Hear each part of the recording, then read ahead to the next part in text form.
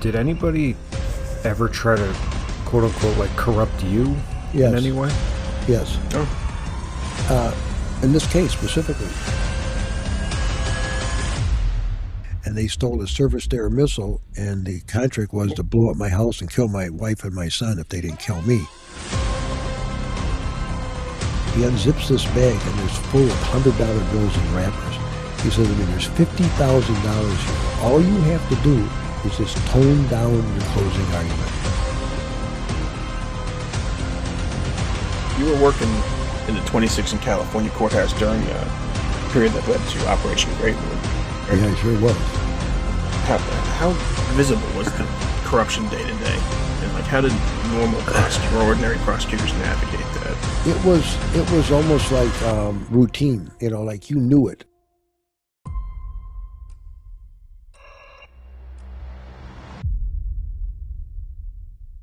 What's going on, guys? Thank you for joining us in the Conspiracy Kitchen, where we uncover the secret ingredients behind life's daily mysteries. I'm your head chef, Joe, and as always, I'm accompanied by my sous chef, Josh, the Cryptid Killer. Hey, everyone. And you guys know how much we love unsolved cases, and cases where we believe the official story or the verdict just doesn't sit right. So tonight, we thought it'd be a good idea to bring on someone who actually lived it from the inside. Joining us as our dinner guest is Gregg Owen, the former Chicago murder prosecutor, rock musician, and author of the true crime book Convergence. Gregg spent years trying homicide cases in one of the most corrupt courthouses in America, and saw firsthand how justice can get buried, delayed, or bought. Welcome to the kitchen, Gregg. How you been? I'm been great. How about you? Oh, we're doing pretty good. Great. Glad to hear that. Yeah, I'm out here in Chicago right now. Yeah. How's the weather out there right now? Well, it got nice today. We had this Lollapalooza event all weekend, and it was cloudy and rainy. It was sort of a shame for all these people came out to that. It was just terrible weather. It looked like Woodstock back in the day. Yeah, I'm sure most people don't know what that is, but I remember seeing it. Yeah. We've had rain like crazy here. Oh, really? Yeah. So, now the main thing we got you on here is you wrote this or co-wrote this book, or yep, Convergence, right? Yep, that's right. And you talk about how you were a musician, and a lot of people I've talked to when I've said I'm having you on the show, they've asked me the same question. So my first question I think I'm going to ask you is, you went from opening for the Doors and Janis Joplin to prosecuting murder cases in one of the most corrupt courthouses in America. Like, what was the turning point that made you go from music to prosecuting? Well, see, unlike most people, I mean, I went to law school and I was in the band. I went every other semester. I'd tour. And then when I wasn't, when it was the 6 months I was in school, we would play within the 3-state area of Chicago, Illinois, Wisconsin, Indiana, Michigan. So I never stopped playing music. I mean, it was what I felt would be my life, And then I had a very bad situation with a woman that I cared very much about, and I came to find that she was having an affair with a singer in another band who was also a well-known drug dealer, which was pretty infamous at the time.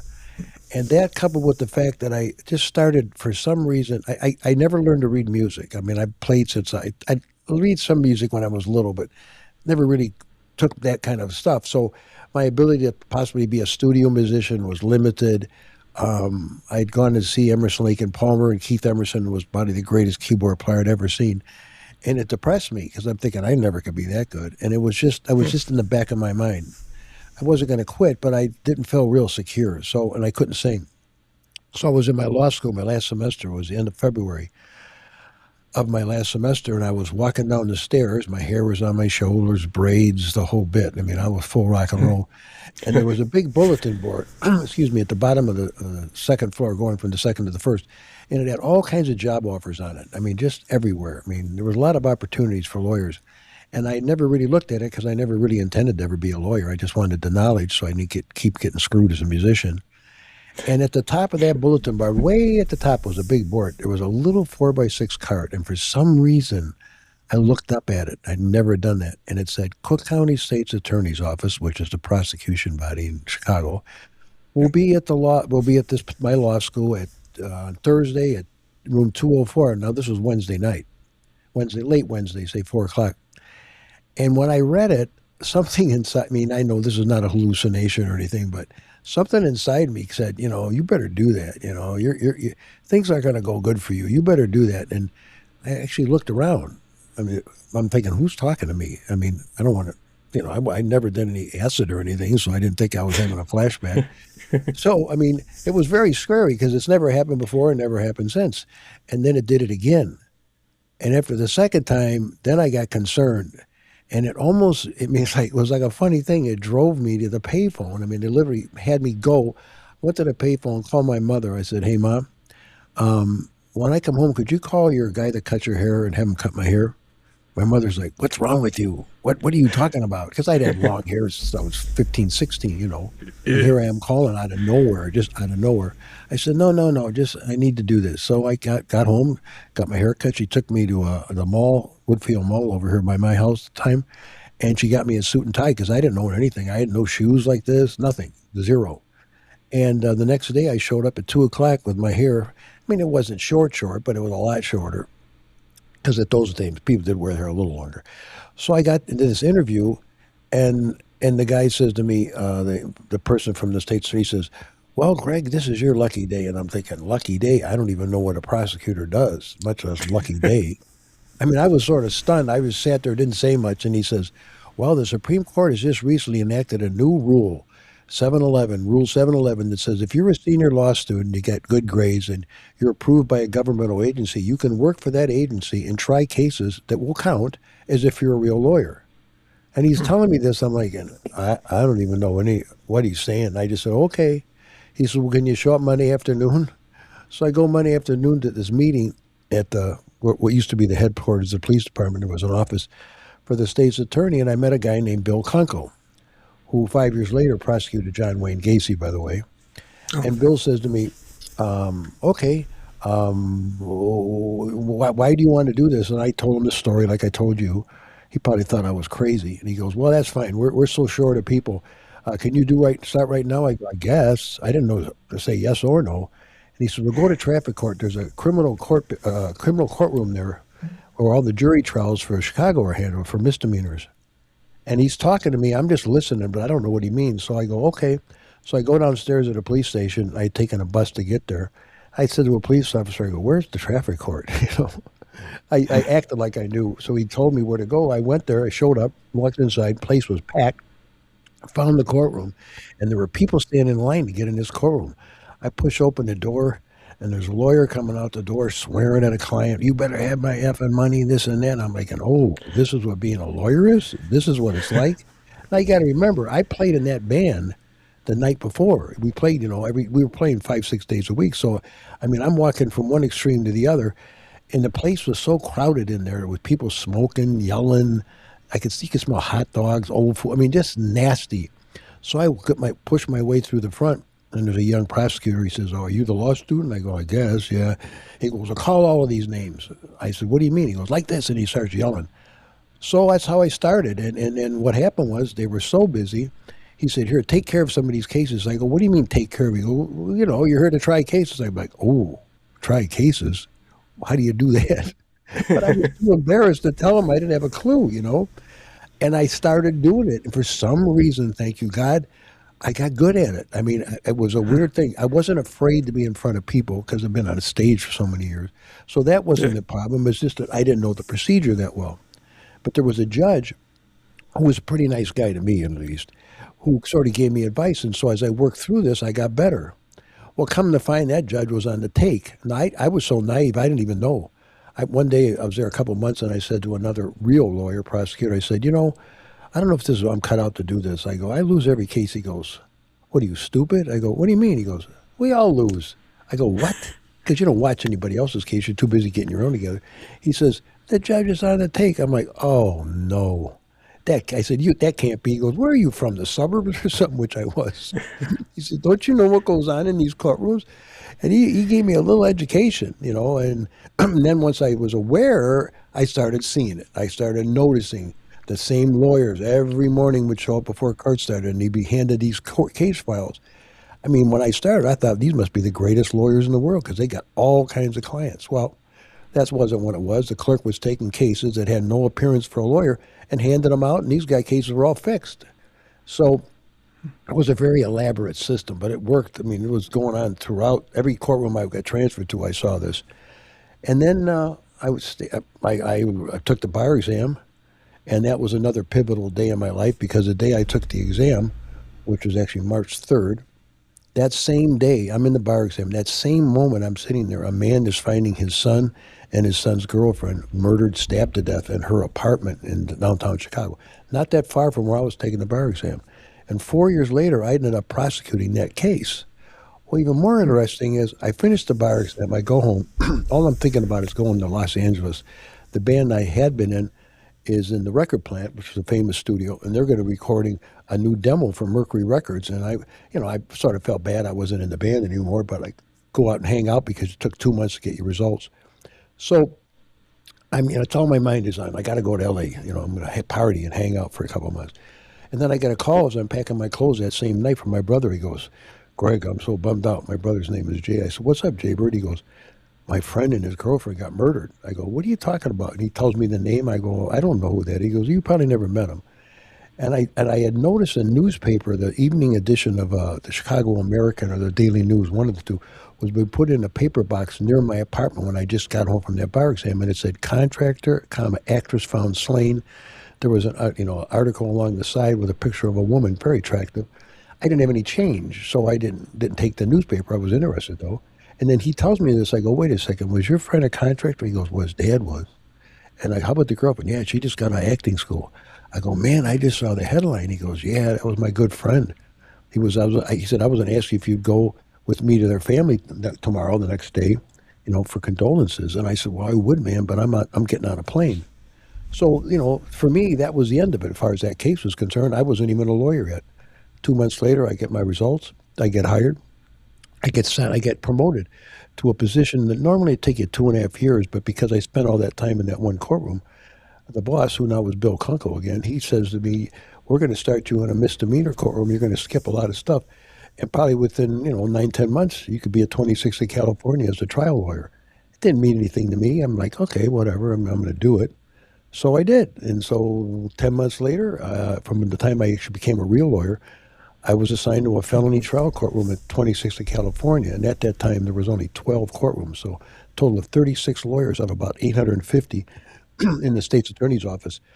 So it was a pretty big deal. I didn't appreciate how big of a deal it was until later, but it was. And I did really well. I mean, I just wasn't never scared.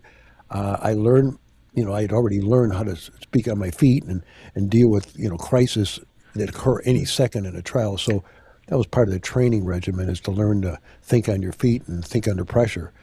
So, I'm 26 years old and I'm in there facing a jury and a guy's charged with murder. So you grow up pretty quick, very quick. Yeah. Now, I do have a real quick question about the bar exam, because I am reading the book currently. It's a great read, by the way. Thank you very much. Now, you described the day of the bar exam. You're, describing everybody else in the class, how nervous some people look. Now, when you went and took your seat and you met that girl that was sitting next to you, with everything going on, I would think you'd be, nervous in your head about the test, but you still had time to, chat her up a bit. Did that really happen? Oh, well, I couldn't remember something that clearly if it didn't. I mean, I remember she was wearing these skin-tight black pants with boots, like leather, with boots above her kneecap with little spurs on them. She had a long red jacket on, dark hair. I was single and everything, so at the time I had an affinity I'm blonde, so I always had affinity with darker-haired women or people, whatever, and it was very curly. And so when she sat down, I made one of my classic comments that I made when I was in a band. I said, "You know what? I really like those boots, but I'm going to tell you something.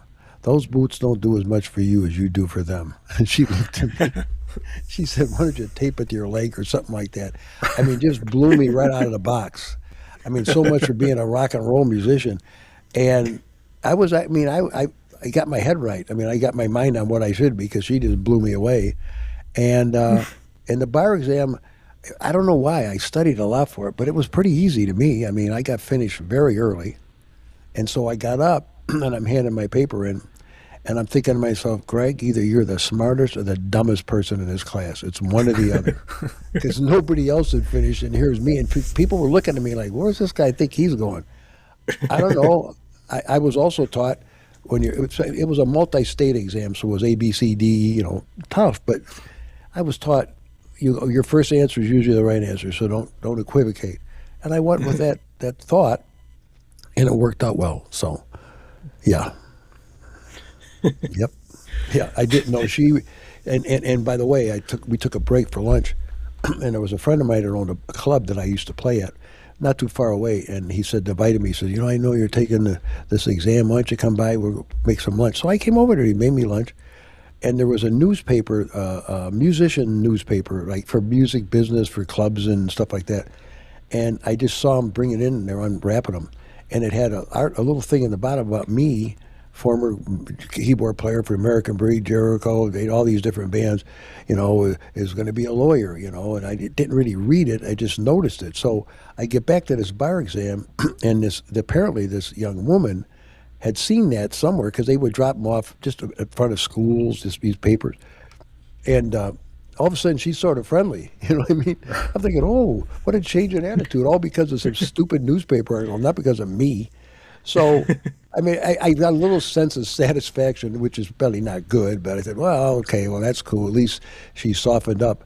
And she gave me her phone number right in the exam. I mean, my head was I so much didn't care about it that I was relaxed. That's the point. I mean, all I cared about is going to L.A. The band said, you can sit in on some of the tunes. Like, oh, man, I can't wait. Because I always played. I kept practicing and stuff, so I had my chops were still together for play. I played keyboard. So, my head was back in rock and roll during the bar exam. Yeah. Yep. Yes, indeed. That's me. And originally when you decided to go into this kind of work, or you told your friends, I'm going to start practicing law, what was their response? Like, how did they feel about it? Yeah, because you see, a lot of those people, those band members, are still around to this day, and the conversation has come up. I still meet with them about every couple months. We have a little get together because we're getting older, and they thought I was crazy. I mean, they really thought I lost it or something. In fact, there were other musicians and other bands that would call me up and want to have lunch. And one guy was saying to me, he became pretty famous. I'm not going to say any names, but he did become famous. He says to me, are you okay, man? Do you need some help or something? Because they couldn't believe I was so dedicated to music, that I would just walk away from it almost cold. I found my own replacement. I found a guy to replace me who was really good to play the keyboard so I wouldn't hurt the band. So I waited till he had learned all the songs, and then I stopped.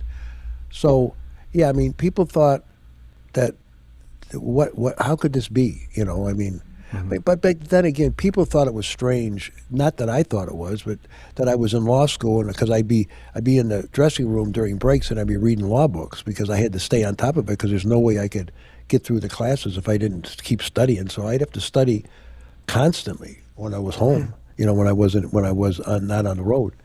So people thought that was crazy enough. Guys where's Greg? Oh, he's studying. Well, studying what? The band got used to it, but other people they thought it was really strange. So, what can I say? Now, switching to the Convergence case, Sure, I guess you said, sure. the one that's on the book. Yep. You brought it up. The bodies are found and stuff. From what I understand, the killer was identified quickly, and there was a confession and an eyewitness, right? Yet the case pretty much almost died. How does a strong case like that get buried in a system that's supposed to prosecute it? Well, keep in mind that in those days there was no DNA, no closed circuit TV, no cell phone, none of that. Okay, so all you've got, and he didn't really give a confession. What he said he admitted to knowing the victims, and he had said ultimately that he was there the day before, but he didn't do this. Okay, and the defense. So what we really had was this one witness.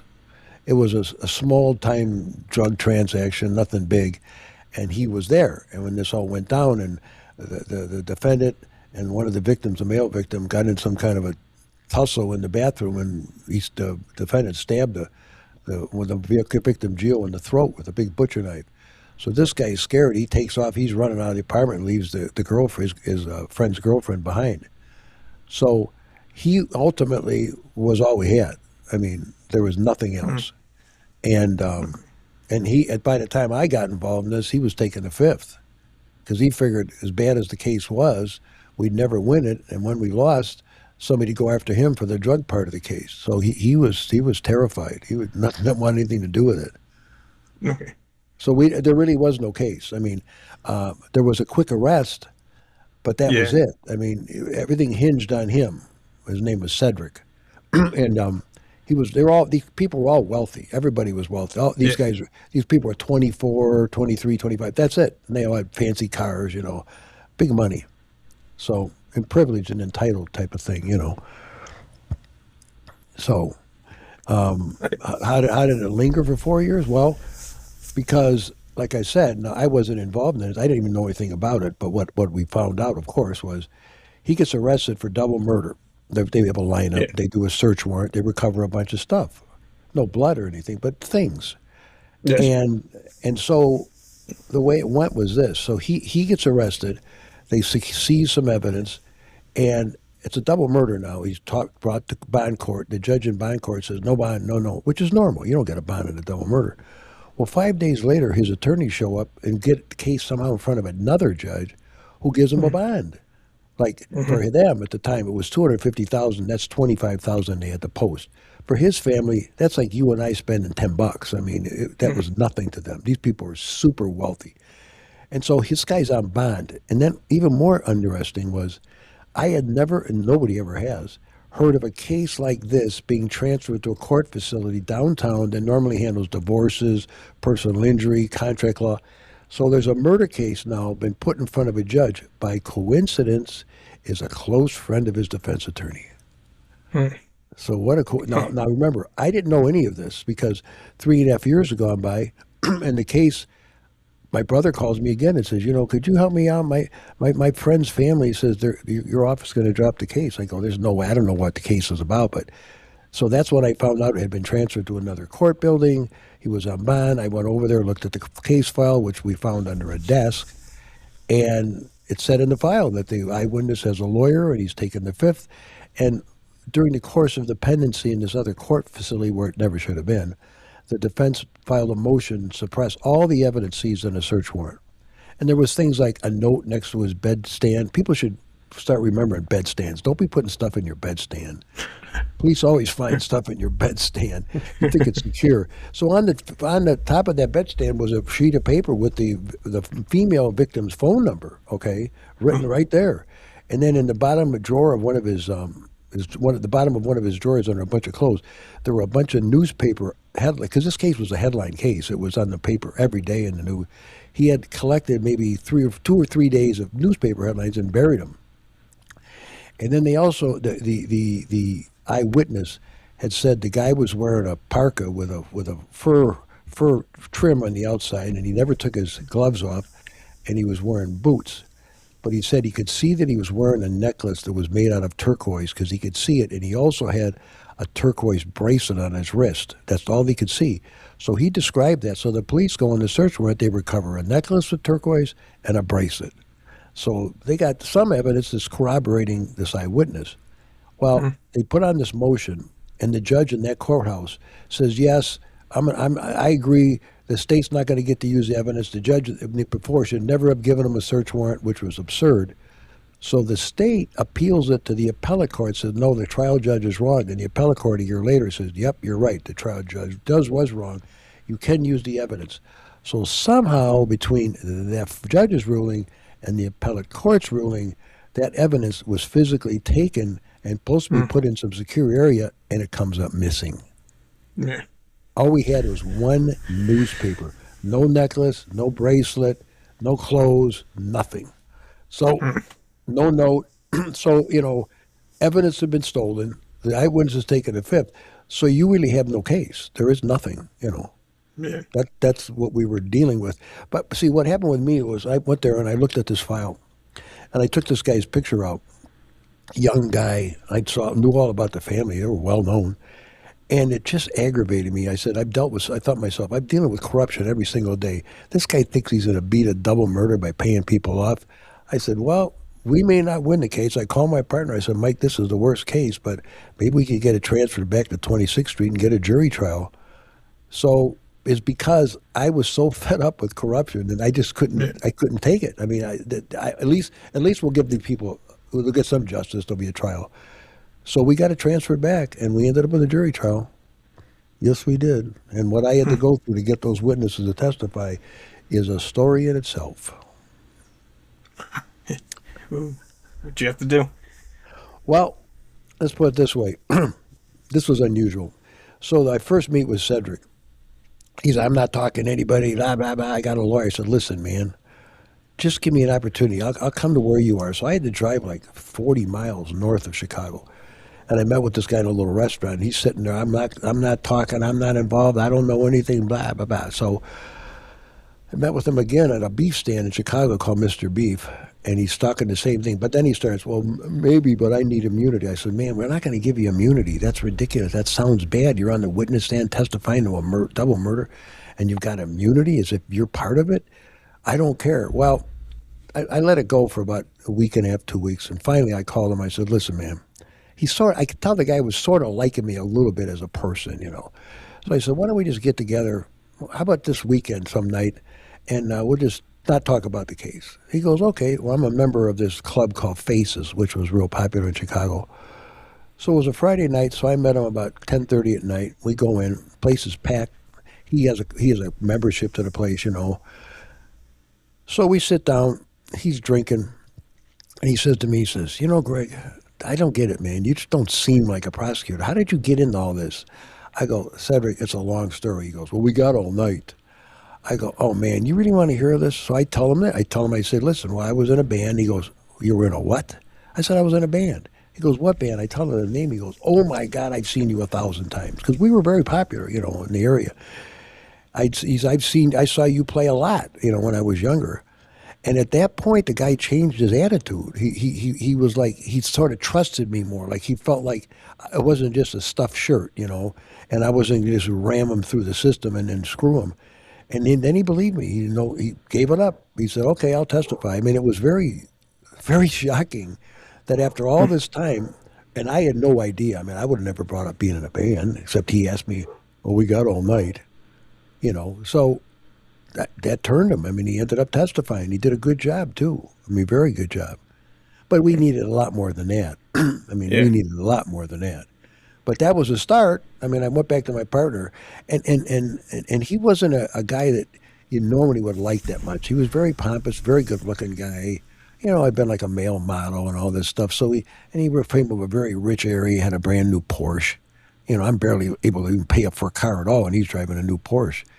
So, you know, he had a little bit of that attitude, you know, that whatever you want to call it. And so, you know, it was hard. Like my partner, Mike, West Side Irish guy, he had no time for the guy. I mean, I said, well, Mike, what are we going to do? I mean, he goes, well, you put him on, man. I don't want nothing to do with that. I said, well, he's all we got. So that was my job, to make sure he shows up and he testifies. We prepped him. We prepped him for direct and we prepped him for cross. And my partner, who relished the idea of cross-examining him like he's one of the lawyers for the defendant, just tried to rip him a new one, you know. And Cedric held his own, you know. I mean, he did pretty good under cross. And my partner is better cross-examiner than most defense attorneys. So, you know, that's how we would prepare our witnesses. You know, if I was putting them on direct, Mike would act as the defense attorney. So that way, when they get in court, they're pretty much aware of what it's going to be like. I mean, they've been run through the mill with us. And so now we say to them, listen, we're only doing this because we want to give you an advantage to not be prepared and not be freaking out when you're sitting on the witness stand. And most of the witness would thank us because when they got up there, it was pretty much like we said it would be. So that's what we did. We did that with all our witnesses, except for the police. You don't need to do with them, or experts. But so he testified, and then we needed his girlfriend, see, because after this, he witnessed this first stabbing. He got in his little Porsche and drove downtown to where his girlfriend was working, not to a police station, to his girlfriend. And she was a cocktail waitress in a club in Chicago at a hotel called the Ritz-Carlton. He went up there. He was in a panic. He goes, oh, man, I got to talk to you. So she, you know, tells the boss, her manager, I gotta take a minute. So they go over and talk, and she says, "Well, you got to call the police." He goes, "Oh man, I don't want to." Yeah, you got to call the police. So they go and they call. We didn't. It wasn't 911 at that year. It was just you call the operator and they connect you. And the police official who answered, this guy tells him, "Man, I just saw a murder, attempted murder. Here's where it happened. Blah blah blah blah blah." And the guy goes, "Well, what's your name?" He goes, don't care about worry about my name. Just you need send somebody." "Oh no, man, we need to know who you are." And so the guy hangs up, meaning Cedric. He hangs up the payphone. The police guy thought it was a prank, so he didn't send any cars to the location, and the people might have survived because it was, stabbing. I mean, these people weren't stabbed a million times. I mean, the one guy was 4 times and the girl 7, but they bled a long time, which means their heart was pounding. So Cedric gets his girlfriend. She checks off work. They grab at his Porsche and they drive up north to where the murder took place. And he's freaked out because he gets there. There's no police. Now he's terrified. It's like if the cops are involved or something. So he goes underground. He gets a lawyer and he says, he tells the lawyer tells him, "Don't tell anybody anything." So the police find out that this guy Cedric and the victim were friends. They bring him in. "Oh, I don't know anything. Last time I saw him," and so he's lying. But Cedric does something interesting. He says to the police, he says, "I've been in that apartment, her apartment, and the walls are like paper thin. And every time we turn on music, somebody's knocking on the door, yelling at us or something through the wall." He said, "Whatever you're telling me happened," he goes, "didn't anybody call the police?" And so the detective, which was a good friend of mine, he said, he thought about it, and Cedric and his lawyer left, and the guy goes, "Hey, you know what? We're going downtown tomorrow. We're going to see if there's anybody called." Because when they went to the communication section and they searched all the calls that would have come in from that area, they find the call where he called, and they could tell it was his voice, and they get a hold of the operator, and he says he threw it in the garbage. He thought it was a prank. So that was almost a scandal in itself. I mean, So now the police know the guy did call. It's his voice.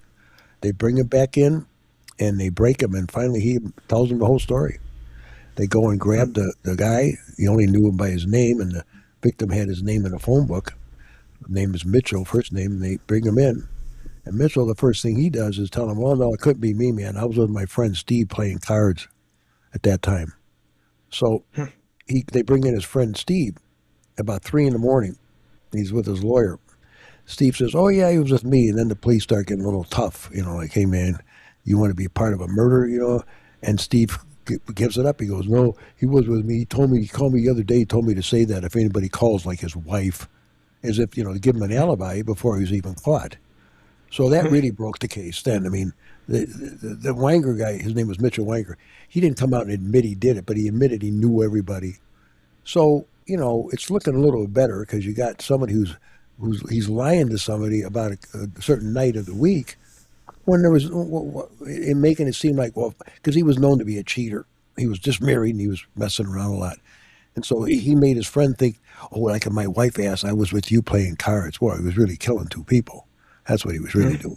So things started looking up, I can say. I mean, as we started to get into it, and we got Cedric to talk, and then we found his girlfriend, and she admitted that he did come in there, and he was frantic, and she was with him when he called the police. She was with him when they drove back to the scene. So we were just trying to corroborate him because we knew the defense would make him out to be the killer. I mean, that's what else you got. I mean, their guy said he wasn't there, but his alibi was blown. But still, Cedric, looked like a good candidate as far as they were concerned to put it on. So we had to do everything we could to corroborate Cedric. So essentially, this is pre-DNA. So essentially, it was all based on witnesses and I guess a murder weapon, but you can't link anything. If there's blood, it doesn't necessarily, like nowadays, blood. We didn't find any murder weapon. There wasn't even that. Yeah. And there was no fingerprints, Oh, yeah, you guys did fingerprints, but there's, like, I was just trying to, so, like, back then, it was based on mostly witnesses, I guess. Yeah. That's not necessarily this case exactly, but cases in general where you try to find a weapon. Yeah, knife cases are more tough at that time than people were using a gun, because the gun has lanes and grooves. The barrel makes certain striations on the bullet itself. And so if you have those, and you can find the guy who was associated with the gun, And you can say that gun fired. That was the most scientific evidence we could have then. That was it. Yeah. There was nothing else. It was all about Uh-huh. how you prepare witnesses and how they testify. You know. Yeah. So like Yeah. when you and Mike started this, you essentially started with, you said, like a newspaper, and you had to build this whole case Yeah. up again yourselves. Yeah. Yeah. We had to Yeah. reinvestigate every aspect of it because the girlfriend, she was not about to testify. She goes, forget it, you know. So I had to go and meet her on a Saturday at a mall in Chicago and convince her to do the right thing, which is another story in itself. And she was very attractive. I mean, extremely attractive. And she knew it. And she was like, those police officers were so mean to me back when this happened. They were yelling at me, which they probably were. And so she had a bad taste in her mouth. She didn't want. See, 4 years later, people don't want to get involved. They figure I've done what I did. I don't want to hear about this anymore. And they're afraid. You know, they're scared. Yeah. I mean, you can understand. I mean, somebody be afraid. Who knows? Somebody's going to come and kill you if you testify against them. So we had to get past that. And then, of course, the problem we had, we couldn't prove. We had no idea why he did it. I mean, these were two of his friends. Yeah. This guy, you know, and we couldn't even. We had no evidence and no person who would say that they ever saw the killer with the two victims before that night. So the witness had never seen the guy before. So here we are stuck with no motive, a person that we can't even tie with the people that got murdered. Like, why him? Why would he show up at 11:30 or 12 o'clock at night on a Monday and bring a knife and stab some people? I mean, he was a rich guy. So, I mean, it didn't look good in that case, and we couldn't tie them together until I found a little sticky note accidentally in the bottom of this file. And that sort of turned the entire case. That's part of why we call it Convergence, because all these little strange things, me being in a band makes the guy turn around and be more civil. You know, somebody gets murdered and the bodies are found at the same time I'm taking the bar exam. My brother's a friend. I see the newspaper headline. You know, 3.5 years later, my brother calls me. I go over there and I find this file, and I end up saying, "Yeah, man, I'm sick of corruption. I'm going to try to do whatever we can about it." So, but we still, you know, I said to my partner Mike, I said, Mike, somehow we got to tidy. Oh no, don't worry about it. Oh no, I'm worried about it, man, because those guys can argue a lot. They're going to say, well, the state couldn't even prove they knew each other. That's what they're going to say. How are we going to say different? You know, the jury's not going to like that. So I found this little sticky note. It was literally, in this court file, it was in the bottom stuck. It was stuck in on the bottom. I didn't even know it was there. I take this little sticky note out and I pull it straight so I can read it. It's got 4 things on it. It says pilot, then it says Bill Wright, TWD Aviation, and a phone number. Now I'm holding this in my hand, just wondering what it means. And as I am, one of my investigators, Joe Hine, walks up to me and sees what I'm holding. He goes, "Oh, TWD Aviation. I went to high school with the owner." I'm like, "What?" I said, "Well, I don't even know what this means." He goes, "Oh, let's just take a ride." So I get in a squad car. We drive down to Midway Airport. We get to this big hangar where this guy's got this aviation charter service. We walk in. He sees his friend. Everybody's, "Oh, it's who you?" And I'm like standing there like, duh. And he says, "Well, what are you guys doing?" And he goes, "Well, Greg found this." So I show him what I found. He goes, "Oh, Billy Wright. Yeah, I know Bill Wright." I'm like, "Ooh," but still. He goes, "Well, what's this all about?" So I give him the basic idea of the case, what had happened. He gets up, he goes through his file cabinet, and he finds all the planes that this Bill Wright had flown from as a charter pilot, and gave instruction. So he finds an itinerary for February 28th. Now this occurred like March 1st or 2nd, and it was a leap year that year, 76. So he finds this itinerary, and when you charter a plane, you got to tell the aviation company who's going to win the plane, how much they weigh, their names, ages, and all this. So he takes it out. He goes, here's a flight that Bill flew from Midway. He landed in Pewaukee, which is a northern suburb, and he picked up 3 people, Gio Messina, Tinker Moore, and a guy named Mitchell Wanger. That now we can show that they knew each other. They actually went an airplane together 2 days before these murders. And I'm like so excited. He goes, "Well, I don't know if Billy can help you out." I'm thinking, okay, so he set me up. Now the guy's dead. No, he's not dead. But he's going to be serving life in Tennessee.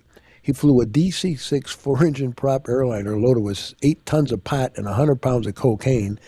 He ran out of gas and he crash landed in a field in Tennessee, eastern Tennessee. I'm like, oh my God. So I call Mike, my partner. I go, man, we got to at least go and see this guy. So we get on a flight. We fly to Nashville, and then we get a charter flight, and we fly into this little town in eastern Tennessee. It was right out of Andy and Mayberry. I'll tell you that. We show up, and the sheriff's, how y'all boys doing here? You know, what you here to see that boy we got across the street? I go, well, yeah, we're here to see Bill Wright. He goes, well, I don't know what that boy could do for you. He's looking at life down here. I go, you know, and down there at the time, they still had the colored white bathroom signs they hadn't bothered to take down yet. So it was a little weird. And he was a black guy, by the way. He was a former Vietnam War hero pilot. And when he got out of the service, he couldn't get a job with the airline because they weren't hiring black people at the time, I guess. So he turned to drug smuggling to make money, flying drugs, you know, big little caches of drugs. So we're led over to the across the street to where the jail was. We go up the stairs, and there he is sitting in a cage. He walks up, and he says, what are you two guys, the FBI? I said, no, we're at the Cook County State's Attorney's Office. And the guy immediately got silent, and he bowed his head down. I'm like, well, what's that all about? Well, I'm a pilot myself, see. So before I started, I said, well, I want to break the ice a little bit because he's looking depressed, and I don't know why. I said, you know, I got to ask you a question. You flew a DC-6 four-engine airliner, which I've been told you can't fly with less than a three-man crew. I go, how did you do it? He goes, not very well, I guess. So, I mean, we had a little levity. And then he got less depressed looking. And he said to me and Mike, he goes, you know what? I've regretted every day of my life I didn't say something. I'm like, say something what? He goes, well, I flew them up to that Lake Geneva where Mark was going to pick up some cocaine or something. And his girlfriend and this guy Mitch were in the back seat. It was a four-engine prop plane, single engine. He said when Mark got out of the plane, Mitch and the girlfriend started making out. He said, and I felt so bad. I should have told Mark, Gio, your girlfriend's making out with this guy, you know. And he said, I didn't want to get in the middle of it. He said, I might have saved his life. So the guy was very sad. I mean, so I'm like, oh, my God, would you testify that? He goes, they're not going to let me go anywhere. So we leave the jail. We go across the street. The sheriff's still sitting there with his feet on the desk. He says to me, so that boy tell anything you need to know? I go, yeah, he sure did. He could help us win this case. He goes, well, tell me about this case. So I run it by him now again. And he goes, well, just hold on a second. So we're standing there, you know. He picks up the phone. He makes a call, and somebody answers. We don't know who it is. He goes, hey, Dora, how you doing? Yeah, I know he's busy, but just tell him I need to talk to him. So we don't know who he's calling, you know, no clue. So somebody apparently on the other end picks up. He goes, you know, before I have you talk to these boys from Chicago, I got a bone to pick with you. He goes, you didn't show up at the family reunion last year. You didn't call. You didn't say nothing. My wife made your favorite dish. I mean, we don't know. What are we doing here? Is this insanity? He says, well, these two boys here from Chicago, and they got that, you know, that fella, that pilot we got across. Yeah, they say he can help them on a double murder case. He goes, yeah, you want to talk to him? So he goes, takes the regular phone cord deal, and he hands it to Mike doesn't want to touch it. So I'm standing there. What am I going to do? I pick up the phone. He hands it to me. I put it up to my ear. I go, hello, this is Gregg Owen. I'm an assistant state's attorney from Chicago, Cook County, Illinois. He goes, well, hello, Greg. This is the governor of the great state of Tennessee. His second cousin was the governor of Tennessee. He says to me, tell me what we can do for you. No, there's transcripts of this. This is not just a made-up story. This really happened. This guy testified. So I say, what it's all about. He goes, so you're saying to me that if he comes up there and says what you want him to say, I go, no, Governor. If he tells the truth, he goes, oh, I get you. So give that phone back to that rascal. So I give the phone back to the guy that now I know is his cousin, and they talk for a while, and then he hands the phone back to me, and he goes, okay, Greg, here's what we're going to do. We're going to drop them charges to a small amount, like maybe 5 grams of cocaine, of pot, from 8 tons. He says, we'll give him a 2-year sentence. He's been here for about 8, 9 months. So by the time he testifies, right after he's done, we'll let him go. I'm thinking I'm having another vision or some crate. I mean, I'm standing there thinking, oh, this is probably a prank. 2 days later, we fly back. I get a call from the governor's office, the secretary, says, yep, we've drawn up the papers. You tell us when you need them up there. So when we got the trial, they flew him up there, 2 people from the Tennessee State Police, and he got up there and testified. I mean, that's a convergence. I mean, we talk about a coincidence. I mean, he sealed the case in a way. I mean, he buried him, because now we Yeah. can tie him together. The guy was there to buy drugs. He's with the whole story was, it's beyond incredible, but you can't make it up. I mean, I'd be very creative to make that up. Plus, he Yeah, got in the that's witness stand, and we're prepping the guy. We say, now listen, when they ask you, but see, what happened was, since he was a big-time drug smuggler, the defense didn't want to go into him too deeply because it would dirty up their client. Why was it? But it was already evidence, so they didn't even go into. They didn't even ask him questions about being a drug smuggler. Which normally that's what they would do. They want to dirty him up, but they were too yeah. afraid to have that come out. In fact, it never even came out. He was in custody. I did have him testify, yeah, but we didn't say why. But that's up for them to ask. And so, that was it. And so we took a case that had nothing, and by total coincidence or the luck of the draw or God's will, it all came together. That's incredible. Yeah, it's hard to believe, isn't it? Keep reading and you'll see. Yeah. In fact, when you get to the book, the arguments that you're going to read that we gave in the defense attorney, they're word for word right out of the transcripts. I mean, we just copied exactly what we said then, and you'll see. We smoked them too. So they thought Wow. their money was going to buy their way out of this. He was on bond the whole trial, wearing Armani suits and the whole bit, coming to court in a limo. So it was a pretty interesting case. Yeah, thinking, have you come up with any type of motive for the double murder? Well, we just had a little get together yesterday, believe it or not, at the Ritz. We had like a little we promoted. We wanted people who have read the book to tell us what they think the motive was, because I assume it had to have something to do with the girl. I mean, something, Yeah. because I mean, he knew to show up with a knife, and yet he did it in front of somebody, which it was like, I mean, and he wasn't insane. Definitely wasn't. There was no indication that he was crazy, but he was a psychopath. I'll tell you that.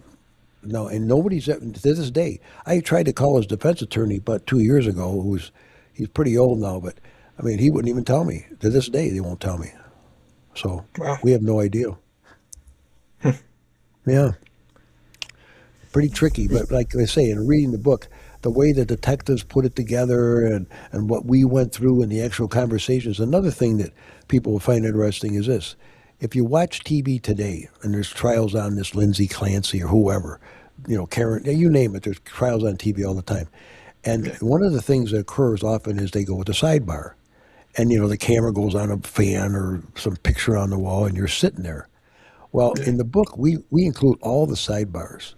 And I can tell you this, sidebars are more interesting than the trial, because that's real. The real battles are fought in sidebars. That's when attorneys let loose. There's no more Mr. Nice Guy in front of a jury. You're just, you don't swear, but you're close to it. Yeah. It's pretty hostile in sidebars. So, what do you think the hardest part of getting this case in front of the jury was? The defense, the judges, the missing evidence, political pressure? Well, the biggest challenge in the beginning we had was, how do you take a case which has already been assigned for over 3.5 years in front of one judge and convince the chief judge of the criminal court system that he should allow it be transferred back to 26th of California. That was a tough one, I thought. And yet, Mike says to me, well, I'll try the case, but I'm not trying it over there because we'll lose it for sure. They'll take a bench trial. I said, what are we going to do? He goes, well, you got to get it transferred over here. I go, how am I going to do that? He goes, I don't know, figure it out. I'm like, oh, that's nice. Thanks, partner. Figure it out. So I went to the chief judge's office one day, and not thinking he'd see me right then, and I walk in. I don't even have a coat on. And his secretary, which I had never met, she goes, oh, hi, Greg. I'm like, that's weird. How does she know my name? So she says, what are you here for? I said, well, I want to make an appointment to see the judge. I got this case. I'd like it transferred. She goes, well, hold on a second. She goes into the judge's office or chambers, and she come back out. Oh, the judge will see you right now. I almost had a heart attack. I mean, this judge looked like something out of a movie. He was like 6'2", white hair. I mean, the classic-looking judge. I mean, he was respected. So I go in there, and he goes, hey, Greg. I'm like, Gregg, how do these people know my name? I've never met them. I was very strange. So I sit down. He goes, well, what can I do for you? I says, well, I got this case. I run it by him. He goes, oh, that's no problem. I'm like, I swear to God, I thought I was going to have a heart attack when he said, that's no problem. He said, here's what we're going to do. You set it for go to my clerk, get a 3-week date, notify the defense attorneys, and I'll have it transferred over here. And he did. And that's why we had a chance, because that judge agreed for no reason. I had seen him, but I never met him. I knew who he was. But for some strange reason, again, a convergence, he agreed to it, and he had it transferred back. And we got a jury trial. And that's how it went. You were working in the 26th in California courthouse during the period that led to Operation Greylord, right? Yeah, I sure was. How visible was the corruption day to day? And how did normal or ordinary prosecutors navigate that?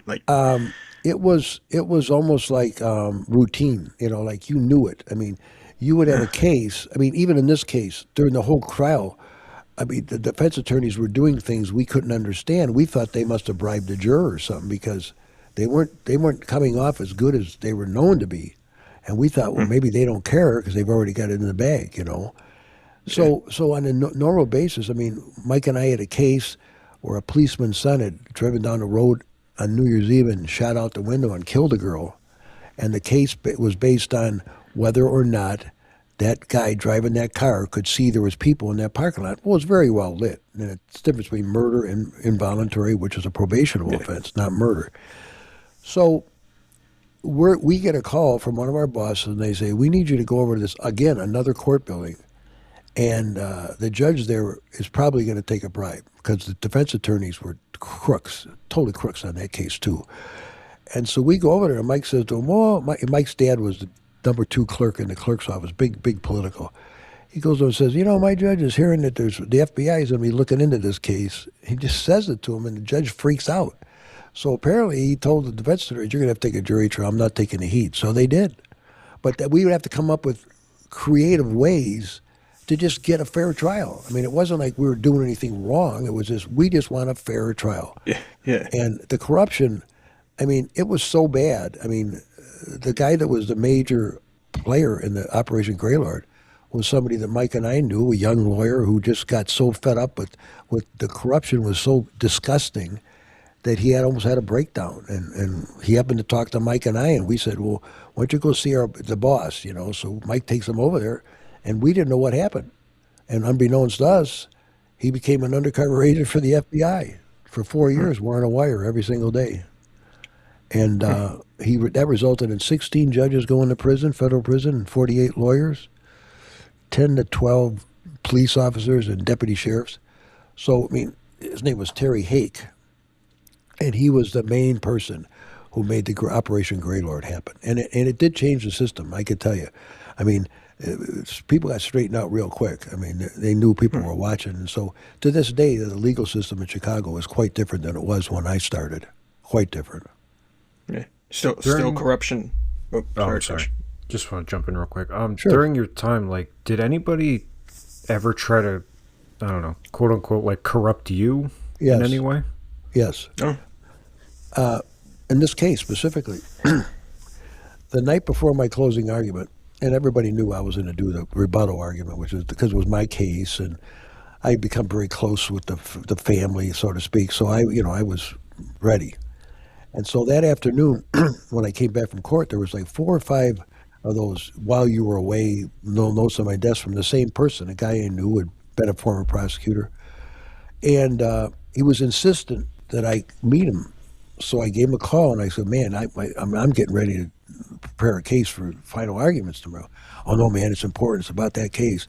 I got to see you in person." I'm like, "Oh man." So I meet him at this pizza place at 7:00 that night. And during the course of the conversation, he starts telling me how he knows the family of the defendant, and these are good people, and we got the wrong guy. And I'm thinking, where's this guy coming from, man? He's out of his mind. It gets to the point where I start getting aggravated. He goes, listen.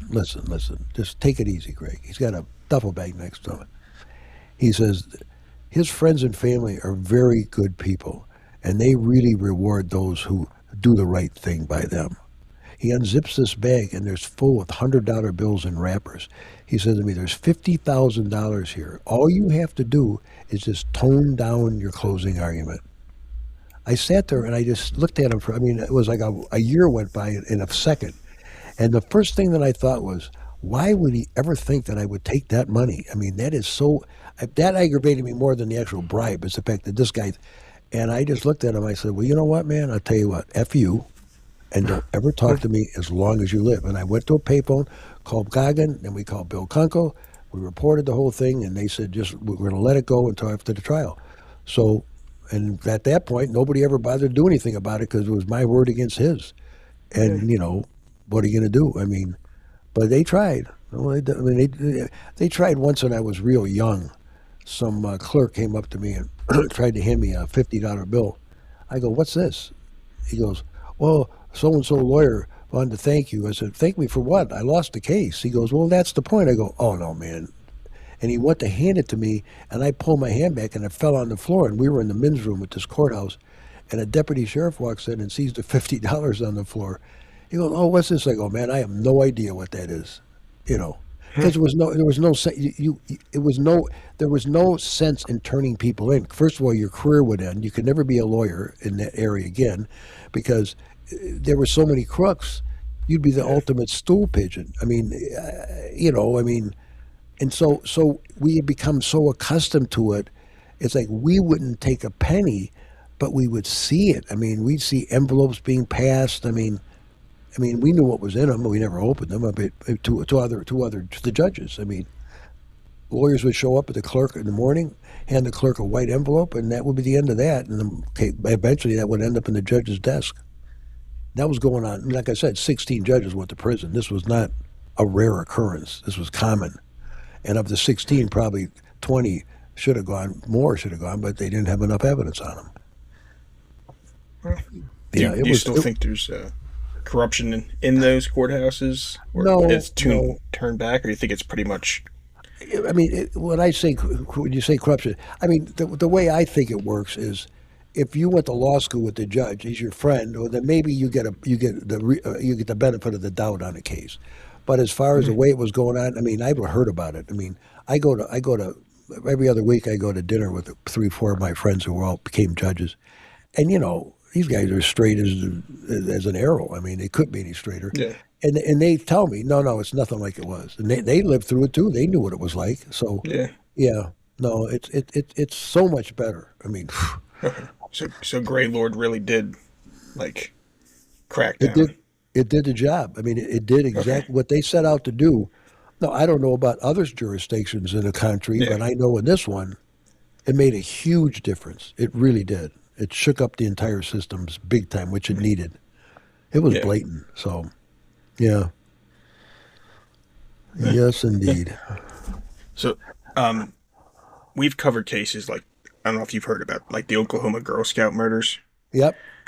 Yes, I did. You know, so there was a strong suspect was, tried and acquitted, and questions about multiple perpetrators and ignored warnings, they lingered. From a prosecutor's seat, how common is it for a case to get locked onto a convenient suspect while other possibilities quietly die off? Because we did this case and we felt like I don't think it was what they really locked onto. Well, the problem is it starts with the police because, the prosecutor, for the most part, are not investigators, so they're usually handed a case. And the police will, of course, do their best, if that's what they seek to do, to convince you, the prosecutor, that they got the right guy. Well, it's still your job to analyze it and to think about it and to really understand that you represent the interests of justice. You're not representing. You're representing the defendant and the people. Everybody. You got to protect everybody's rights. And a lot of people lose sight of that. They get so tight with the police, they just go along with it, and all of a sudden they're moving down that road. And, like you say, you get focused on one thing, and pretty soon you're starting to convince yourself of something that you probably shouldn't. And that I could see happening to people. Yeah. Yeah. See, you got to stand up to the police, too. I mean, even though we're an arm of law enforcement, but they represent the police. It's a different thing. They represent making arrests. We represent justice. That's what we're Yes. supposed to represent. But sometimes that justice thing gets a little cloudy, you know, because who are your witnesses? They're almost always the police. So you've got to have a good relationship with them to get the what you need in a trial to get testimony. But some people go too far. I mean, that's for sure. They go way too far. So, We've had a history of that in Chicago too. so like when the police, they finally, the detectives, they charge the person, they bring it forward to the prosecutors. Do you think a prosecutor's like win-loss record gets in the way of like you were mentioning, like I need to get this guy, um, and and win? Does that get in the way sometimes of actually, Yeah, maybe yeah. I mean, this guy well, isn't the one? well. Now for me, what can I say? I mean, I was the kind of person that if I wasn't convinced beyond any doubt on the earth the guy did, I'm not going to prosecute him because God forbid you convict an Yes. innocent person. Yeah. But that's not the way everybody is. I mean, there's people Yeah. that said, well, the guy might not have done this one, but he probably did a couple we didn't keep him for, see? And they would justify their conduct, especially with people with criminal records, to say, well, he might have got a pass, so what? I mean, they would actually think that way, like, so he's still a bad guy, so maybe this one isn't his. I couldn't live with myself doing that. I mean, Yeah. but that does happen, yeah. And like you said, they get fixated on one theory. Now, as a prosecutor, we didn't do that. But what happens is you're handed a case, all the reports are there. It's your job now to put it together and put it on trial. So you sort of become, unless you're ambitious like we were, you're sort of stuck with what's given to you. Yeah. But that wasn't good enough for me. I'm not going to take a case because somebody else said it. I mean, I got to be convinced when I'm reading those reports that they got this right. And sometimes they didn't have it right too, by the way. Okay. Yeah. Or even going back to the Girl Scout case, do you think they were just pushing for conviction just as closure for, because they feel bad for the families of the people? Like, could that kind of Well, come about too for some of these? yeah, the victims' families and stuff, they do weigh on your mind. I mean, and it depends on the morality of the prosecutor. What can I say? I Yeah. mean, if your morality is strong and you say, well, regardless, I can't go after a guy that I don't Yes. think did it. I mean, there's people that just don't think that way. I mean, I'm not making excuses for other people, but that's not their DNA. They're given a case, they feel sympathy for the victims, and you should absolutely. That's how definitely felt sympathy. I felt we were giving them a voice, but you got to temper that with reality Yes. and with justice. I mean, so I mean, I would have had no problem in telling the victim's family I think we got the wrong guy, because in my Okay. opinion, do they really want that? Don't they want the right guy to be convicted, Yeah. not the wrong guy? I mean, but some people don't want to take that time. I mean, and there's press on the case. In your case, that one, I'm sure they had plenty of press on it too.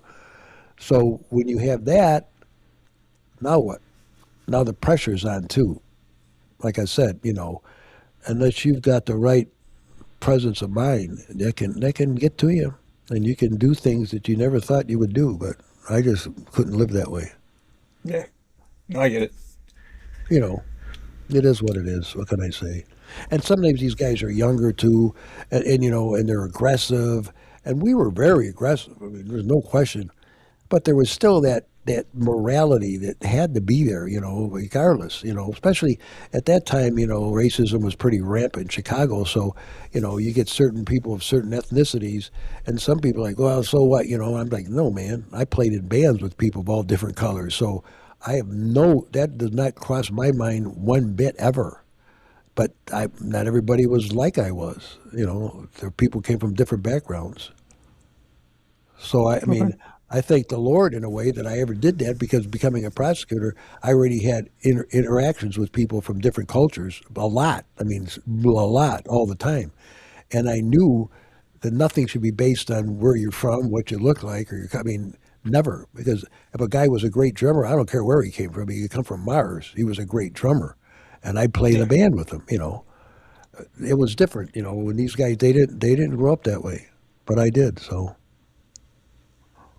Now, I'm just curious on this one because I know you've dealt with a lot of murder trials over your years. Yeah. We've discussed a case that happened here in New Jersey a long time ago about Jeanette De Palma, and when her body was found, it was kind of staged in sort of like a I don't know if it's like a cult related or ritualistic kind of way. Did you ever deal with any cases that like kind of felt out of the ordinary, like occult themes or elements involved? Well, I mean, I've dealt with the case where somebody made it seem like that's what it was, and they did it on purpose to try to get the police off, not looking in the right direction. But no, I never had a case that was blatantly that. No, Okay. I mean, not me. I mean, they're out there. I'm sure. I mean, certain geography, certain places have a lot more of that. But Chicago, other than, well, we had John Wayne Gacy, so what can I say? I mean, we had the worst serial killer at the time in the history of the country up to that point. But other than that, there was no cult-like stuff, that I've ever heard of then, except for Gacy. Because De Palma, we believe, was staged that way too to kind of throw someone off, and it's a cold case. I don't know if you've heard about it in I New have Jersey. heard about it. The name Yeah, sounds very familiar. What was her first name? Start with a J, right? yeah, That was Jeanette. Jeanette, yeah. De Palma. yeah, yeah. It was Yep. from the 70s. Yeah, Um, I remember hearing about this case for sure. it's Um, still a cold case, and how there's old was still she at the time? How old was she at the time? 17. Oh, Jesus. Yeah, I believe it was Right. 17, 18, around there. And they never solved the case. Still a cold case. The family still to this day has a website up to try to raise Awareness? enough votes to get them to retry certain DNA. The new Oh, DNA, using new DNA, and we've shared it. We've signed it. I don't know how well, I close it is contribute to to them being. trying to get DNA because, I mean, somebody's daughter or somebody, are you kidding me? Everybody Yeah, should be willing to pay for that. At least you know. And what if they come up with something? That would be it's huge. a yeah, yeah. Absolutely. What is their Yep. website called? What is the name of it? I have it on. That is, I believe it's Justice for Jeanette. Yeah, it's Okay. Justice for Jeanette. Yeah, I'm going to go on and see what can be done to help them out. I got plenty of friends that I know would help. I mean, all these lawyers and judges I know in Chicago. I mean, to hear this, 17-year old, and everybody's got kids, and now they got grandchildren. I mean, yeah, they would gladly contribute. I didn't even know the case was still out there. Man, yep, yeah. But that's that would be big. Yeah, if you went on yeah, there, we yeah, could do that's that. Yep. we appreciate that big time. Jeanette De Palma. Okay, I'll look it up. I'll tell my friends about it. I'll be seeing them Wednesday, so they're all former Yeah, judges, former prosecutors, former judges, former defense lawyers, everything, cops.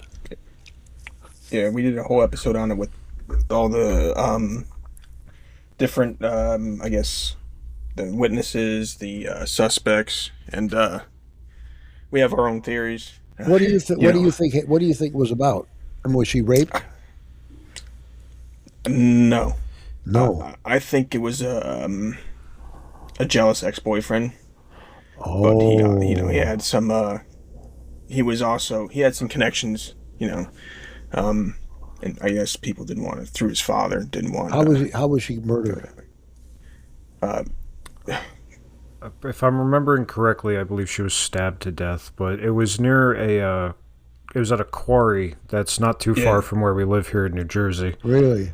Yeah, and she was a big part of the local church, and Oh God. she was hitchhiking to her friend's house at the time, and she was never seen again alive yeah, until I think it was like a week later. Somebody was coming home with groceries, and their dog ran over, and they discovered the body. But yeah, it was crazy. Yeah. Okay, yeah, so of course at that time they didn't have DNA. yeah. Yeah, yeah. Look at that. Was That was believed to have been murdered sometime around August 7th, 1972. Yeah. They also Okay. found high traces of lead in her system, which was also something odd because there wasn't any lead there at the crimes, like where the body was discovered, and yeah, it was a lot. There was a lot of questions about it, and it went cold. Girl sacrifice and witch right. How weird is this? Who comes up with that? Yeah, Where do because they come up with this crazy stuff? so the body was found at a place called what Devil's Teeth. What was it, Josh? Devil's Teeth.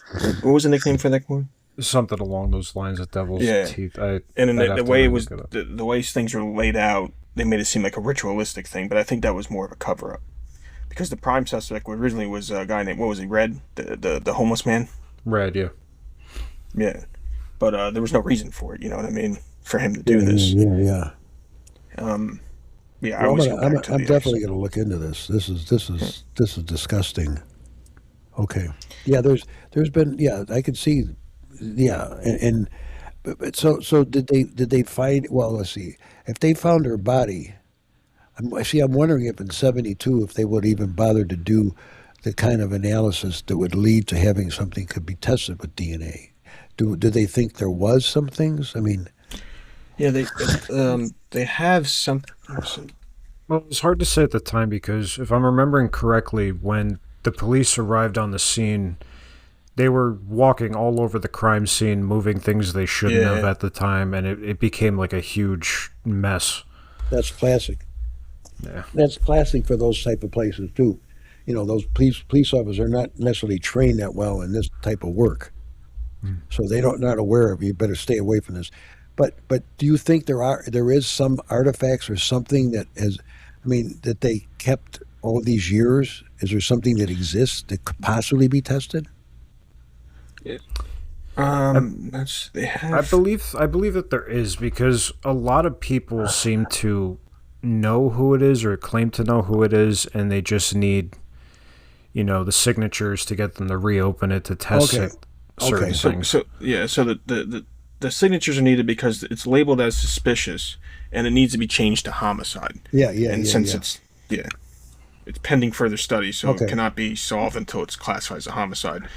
And they said there's potential DNA evidence, so her body must be exhumed. A task force in New Jersey must be created to solve her case. Yeah. Because the one thing, hair, you keep your hair. You know, that's one thing that over many years you can still find evidence within hair. But I would think if there's people that are experts in DNA, they'd be able to say whether there's a possibility of, based on that kind of a examination. You know, you would think they would have maintained something over these years, but whether it Yeah. degrades, it's been what, 50 years, 50 more than 50 years, something like that. 54 years. Yeah. Well, So- I'm gonna definitely look into it. And like I said, I got some of these judges I work with that I know have become defense attorneys, and they were very familiar with DNA, so I could run it by them. They'll know what could be done. Yeah, So- that would be Sounds good. amazing. Do my civic duty like like you should, Yeah, that's a for sure. that's what we're for the trying family. to. Yeah. Yeah. But good for you. But jumping back, Convergence is the first in a planned series. Am I Yep. correct? That's exactly so- right. Okay, so you're gonna have more along the lines. I see it's on Amazon. That's where Yep. I got it from. Yes. Where else can they find it? Well, it's the audio book is on Audible, Apple Books, and Barnes and Noble. In fact, people go on Instagram and search for me. You can get the first 3 chapters. We'll send them to you just so you can get a little idea of what the book is about. Because the first 3 chapters sort of set it up pretty strongly. Yeah. And then you'll know whether it's something you think you'd be interested in reading or listening to. We're going to include the first 3 chapters of the audio book also now. We just decided that today. So Okay. my Instagram handle is Gregg Owen 26th, 26th, like because I worked at 26th in California. Yeah. And my website is greggowen26th.com. Okay. Yeah. So Well, that's I recommend it. Josh recommends it. I Anyone who's into this absolutely kind of stuff. recommend it. Yeah. great. It's Thank you a- so much. The next really book is going to great be book. called Pursuing Kings, by the way. Pursuing Kings. Okay. Because I became the head of the gang unit, the first gang Yes. unit in Chicago, and our first big case, which ended up to this day still being the biggest case, was a street gang which was known to do contract killings for the mob across the country, and they were known as the Royal Family. And a big newspaper article was written about them back in the day, and it said the Royal Family are the kings of killing.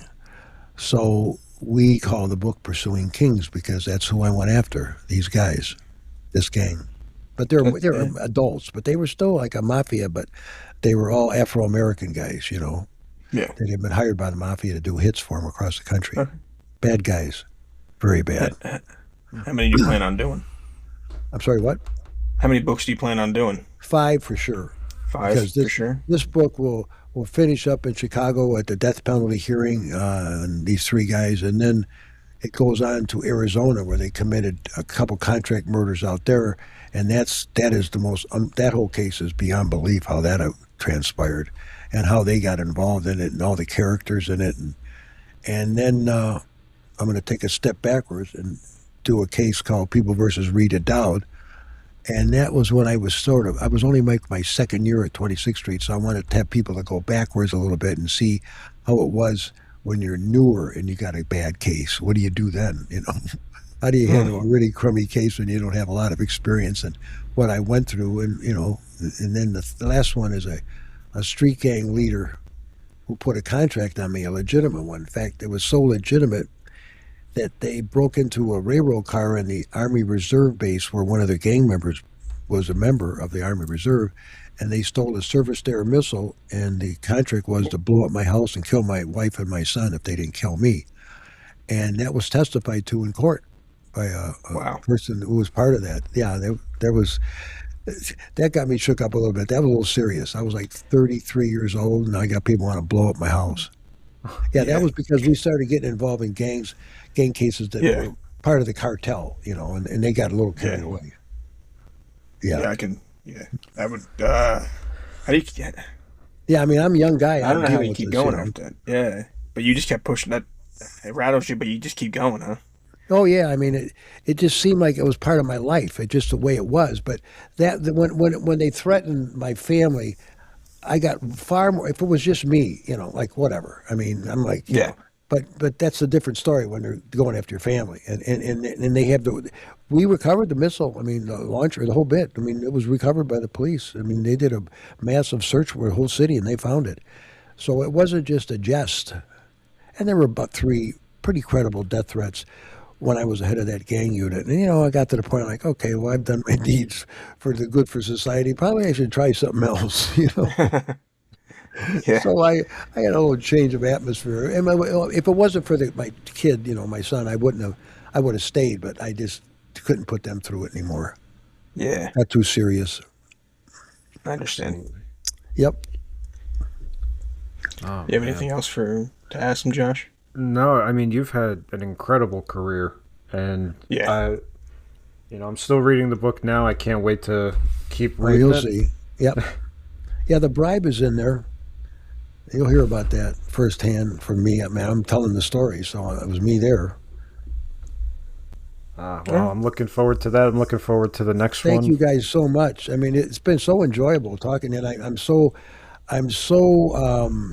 gratified how you're working for this family and this young woman who got her life taken by some animals apparently, and that says a lot for me, for your characters, and that's great.